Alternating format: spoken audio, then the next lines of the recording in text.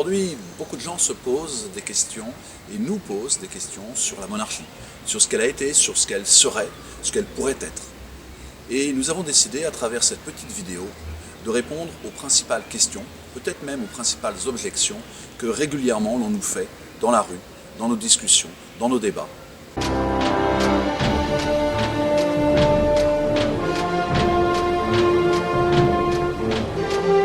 Ah, une question rituelle que l'on entend depuis des années.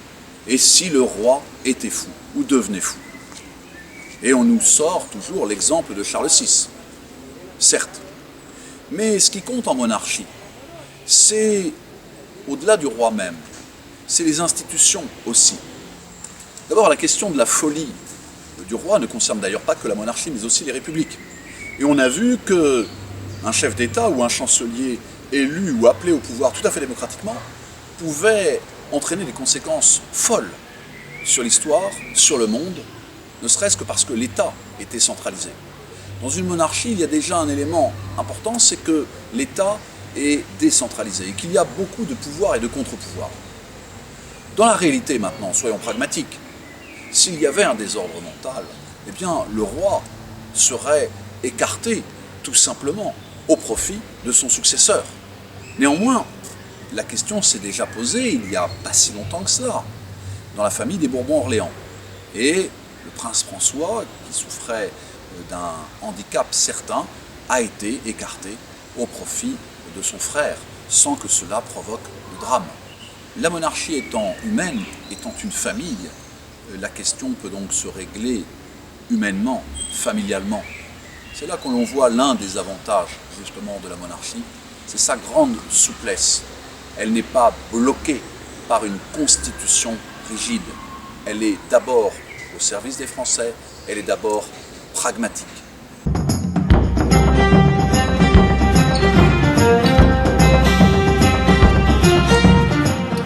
Pourquoi ne pas perfectionner la République plutôt que de vouloir une monarchie? C'est un argument qu'on entend de plus en plus. La République actuelle ne serait pas la bonne.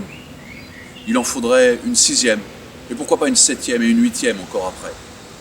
En fait, les partisans de la 6e République veulent surtout revenir à la 4e République et défaire le côté, ou les restants de côté monarchique que De Gaulle avait donné à la constitution de la 5e. Mais il est vrai que la 5e ne fonctionne plus. Elle était faite pour un homme, et ses successeurs n'ont guère rempli le rôle que l'on pouvait attendre d'eux dans ce cadre-là. Ils sont coincés entre deux élections présidentielles. Un président ne pense qu'à être réélu, et cela gêne le bon fonctionnement de l'État, du gouvernement, de la politique. Et puis 5 ans, c'est trop court. Alors, l'intérêt d'un roi, c'est qu'il inscrit la politique dans la durée. Il inscrit la politique dans la continuité, car si lui disparaît, son fils prend la suite, et ainsi de suite. L'État ne meurt pas en France. L'État demeure, quand il est royal particulièrement. C'est ce qu'avait bien compris Louis XIV. Et c'est pour ça qu'on ne pourra pas perfectionner la République. Elle souffre d'un vice de forme. Cette absence d'inscription dans la durée, cette absence d'incarnation du temps long. Ce que regrettait d'ailleurs un philosophe comme Michel Serres, par exemple.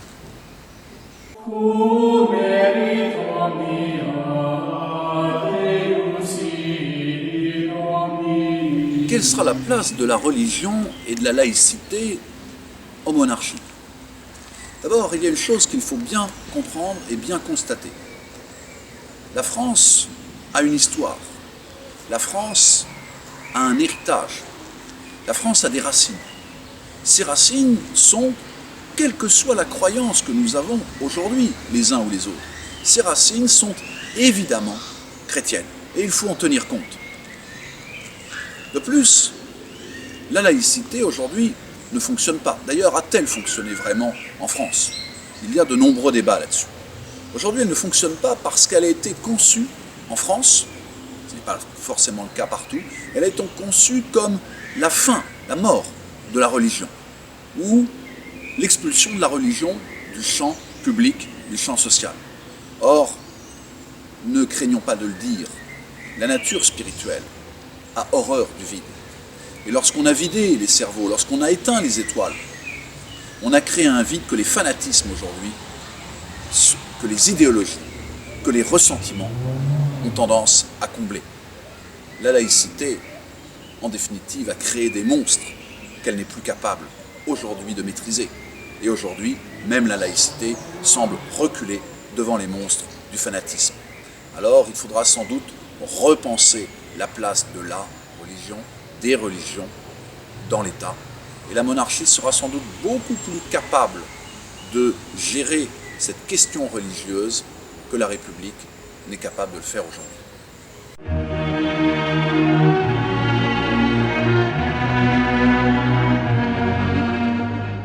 Que deviendront les partis politiques en monarchie?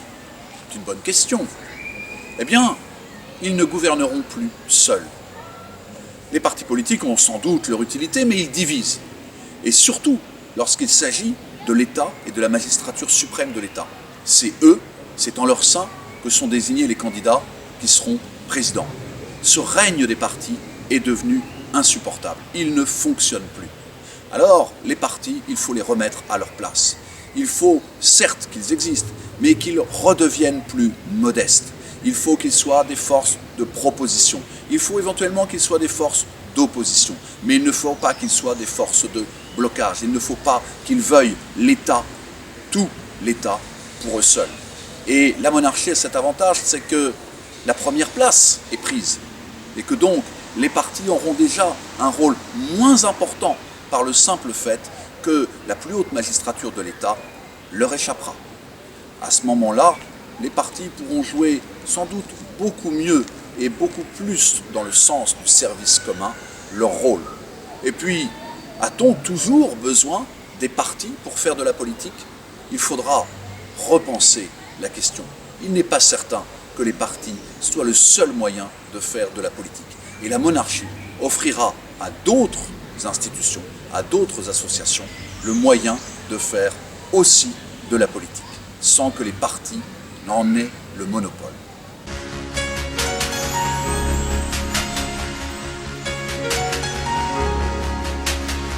Le peuple continuera-t-il de voter en monarchie?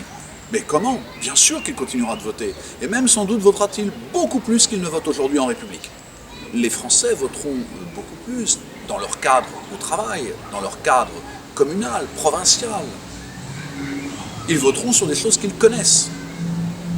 Le référendum à initiative populaire, le référendum à initiative locale sera beaucoup plus répandu et il ne mettra pas d'ailleurs en danger l'unité du pays, loin de là.